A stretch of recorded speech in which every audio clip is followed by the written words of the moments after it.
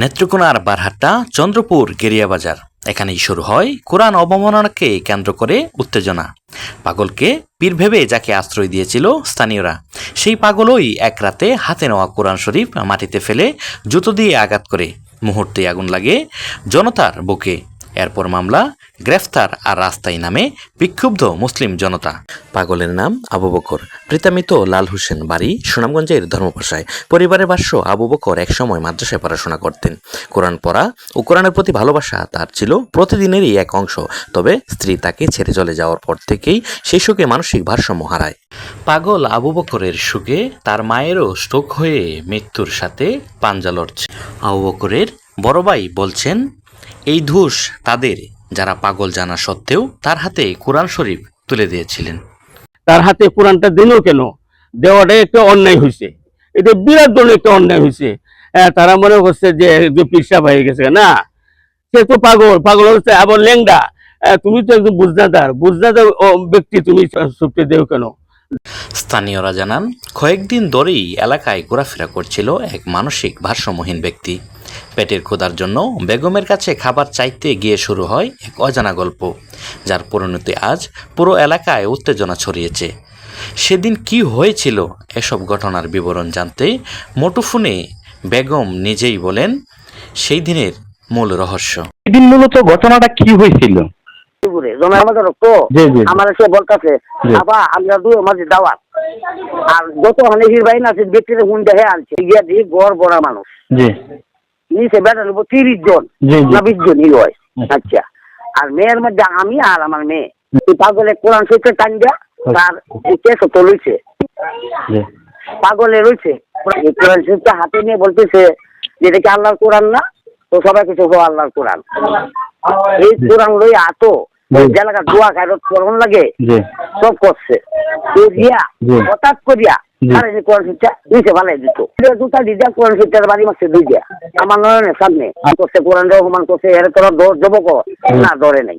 বড় ডাকে লইল হুলমিয়া, এই হুলমিয়া এই জিয়ার ইয়া দিছে, জীবন বলে জিয়ার ইয়া দিছে আমার বীর ভাই ইয়া দিছে, এটা করতো করিয়া আমরা হাসাইতো। আমি বউটাকে আমি এদিন দলের কাছে ও উপস্থিত ছিল এই যে হাবিবুর নান্টু বকির, কাদির আব্দুল কাদির, শামসুল হক আমার কৈলাদি সীমানাথ, যারা শফিকুল গাঙ্গারা, কামাল দিয়া, এটা হইলো তালুককে বাড়ি। আমরা বাদিলাল জীবন বোর, তার বাড়ির নাম হইলো সাদিল, নাম হইলো বকুল, ধরে পালপাড়া, নাম হইলো জবেদালি কোলা দরজা কোলা। বুঝলা, সবাই সব করিয়া আমার ওখানে এই বিপদ নিয়ে সবাই। আল্লাহ রাস্তায় আমার ভুল হয়েছে, দেশবাসী নগরবাসী আমাকে মাফ করো।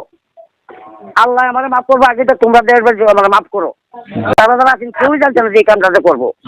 ঘটনার পরদিন বাজারে মুসলিম জনতা বিক্ষোভ মিছিল করে শাস্তির দাবিতে উত্তপ্ত হয়ে ওঠে জনতা। পরে থানায় 3 জনের নাম উল্লেখ করে মামলা করেন বাদী জমিয়তে উলামায়ে ইসলাম বাংলাদেশ বারহাট্টা শাখার ভারপ্রাপ্ত সাধারণ সম্পাদক তরিকুল ইসলাম। পুলিশ গ্রেপ্তার করে অভিযুক্ত নারী নাজমা আক্তার ও আবু বকর নামে সেই পাগলকে। 16 জুলাই বুধবার আবারও বিক্ষোভ মিছিলের ডাক দেয় তাওহিদি জনতা। মিছিল চলাকালীন অবস্থায় অভিযুক্তদের বাড়িতে ভাঙচুর, লুটপাট, এমনকি অগ্নিসংযোগেরও ঘটনা ঘটে। পুলিশের উপস্থিতিতেও পরিস্থিতি নিয়ন্ত্রণের বাইরে চলে যায়।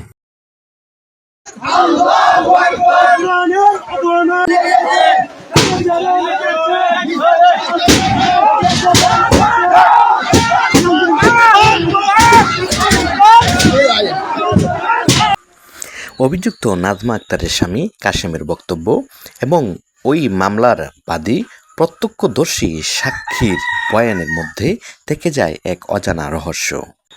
অভিযুক্ত নাজমা আক্তারের স্বামী কাশেম বলছেন, সেখানে অনেক মানুষ উপস্থিত থাকার পরেও কেন শুধু 3 জনকেই উল্লেখ করে মামলা করা হলো?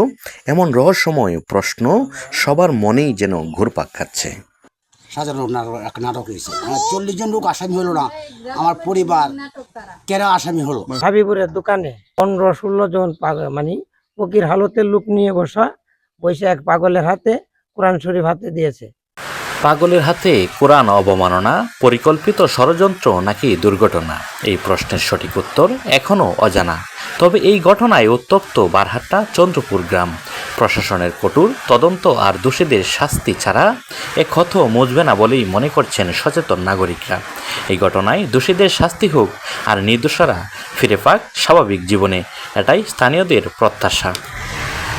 অনাকাঙ্ক্ষিত এই ঘটনায় কারা প্রকৃত দায়ী সেটি উদ্ঘাটন করা এখন প্রশাসনের বড় চ্যালেঞ্জ। ধর্মীয় অনুভূতিকে কেন্দ্র করে যেন আর কোনো সহিংসতা না হয়, সেই প্রত্যাশা সকলের। তদন্ত বলতে পাগলকে জিজ্ঞাসা করা হয়েছে যে 1 নম্বর যে আসামিকে ধরা হয়েছে, গ্রেপ্তার করা হয়েছে, উনি স্বীকার করছে যে হ্যাঁ আপনাদের যে উনি লাঠি দিবে কোরআনকে, এটা আসলে আমাদের ধারণা ছিল না, আসলে আমাদের ভুল হয়েছে, আমরা কোরআনটাকে পাগল হাতে দিলাম। আমাদের কাছে আমাদের পাগল না কোনো সময় ছিল কিনা তাও জানি না, তবু আমরা তাকে গ্রেপ্তারকালীন সময় তাকে জিজ্ঞাসা করার পর পাগল আমাদের কাছে মনে হইতো না।